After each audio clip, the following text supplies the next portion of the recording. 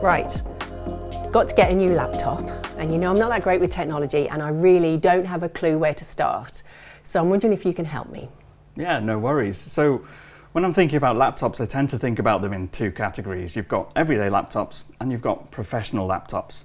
Your everyday laptops will do your basic tasks like your life admin, maybe some light work admin, something for the kids to do their schoolwork on or watch videos and movies on. Your professional laptops are your more powerful laptops, so they will do things like creativity tasks. So if you're editing video, editing photos, doing some 3D animations, something that needs a bit more power that your everyday laptops just can't really do as well. Okay, that makes sense. It sort of breaks it down a bit. So do you think we should crack on and have a look at a few? Yeah, absolutely. Let's do it. One of the most important things for me is that my family are going to be using the laptop. And as a mum, I want to make sure that they're as safe and secure online as possible. So is there something that is particularly good at that? Yeah, there's one over here. I'll just grab it. This is a Chromebook. So one of the great things about Chromebook and Chrome OS is that it's really easy to manage as a parent if your kids happen to be using the laptops. It is a cloud-based platform, so it doesn't need a lot of power to run. It's got an app called Family Link, and with Family Link you can check on what URLs they're visiting on the website or block specific websites. You can also make sure they're not downloading any apps you don't want them to download, and you can see what kind of their screen time usage is. Okay, so basically I could say you've got 3 hours a day. Yes. And then maybe if they had a school project, they'd request more and I can add more. You can just add it within the app, again on the laptop or on your mobile phone. There is an alternative from Windows called S Mode, which does a similar sort of thing. And in terms of affordability, what are we looking at here? So these are actually towards the lower end of the spectrum when you're talking about laptop prices, so they are very affordable. Okay, so this sounds great. So it's something that I can get peace of mind. I can control how much they can use it and what they can use it for. Yes. And it's affordable. Yes, ticks all the boxes. Okay, sounds brilliant. So, if I want something with a bit more power, what are we looking at then?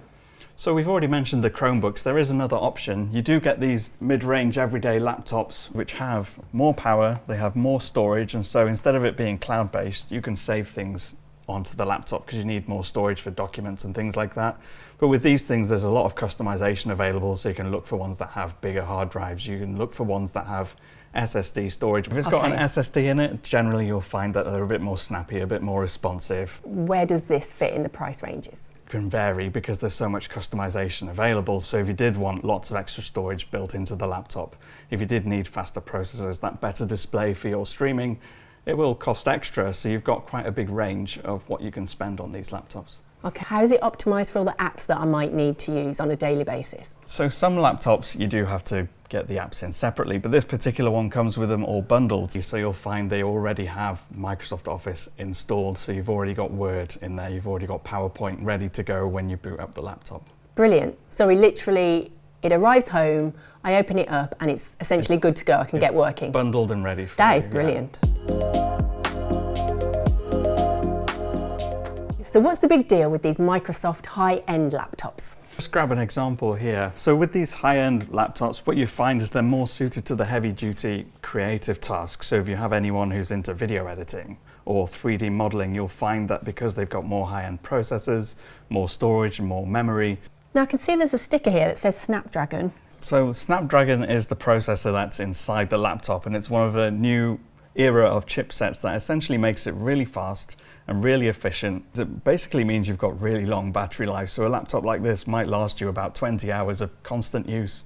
In terms of price point again for these, what are we looking at here? These ones are towards the upper end, especially if you go for the really powerful processors, the really good displays, lots of storage and RAM. It does get pretty expensive towards the top end. I'm hearing so much about AI nowadays, and is there anything on these laptops that can help me from that point of view? Yes, of course. These laptops actually have Microsoft's version of AI built in called Copilot, and some of them even have Copilot Plus, which uses the device itself to make sure that the processing is all done on the device, which makes it really fast, really quick and really efficient. Right, do I need to be some kind of tech expert myself to access this AI Copilot on a laptop? Absolutely not. Most of them that have it built in have a button. You just press the Copilot button and it loads up on the screen. So you can ask it questions and do research like you would maybe a search engine, but it can also look through your documents, your emails, and help you summarize them, or help you even come up with an idea. It will help you with those. Okay, that was really easy. Even I can do that. Really, really easy. My daughter's asked for a gaming laptop for her birthday. Can you tell me the differences between a console and a laptop and why you would choose a laptop? Yeah, of course. I'll just grab a gaming laptop now and I'll show you. So one of the beautiful things about the laptops, of course, you can move it around where your console typically would be plugged into your TV at home and stays there. Mm-hmm. The other good thing about this is that it's cross-platform and you get access to a lot of the same games through apps like Xbox Game Pass. I hear that graphics is a really important part of gaming. Now, do laptops keep up in that area? But the job of the graphics card is purely to drive those graphics, so that's the one thing they do really, really well.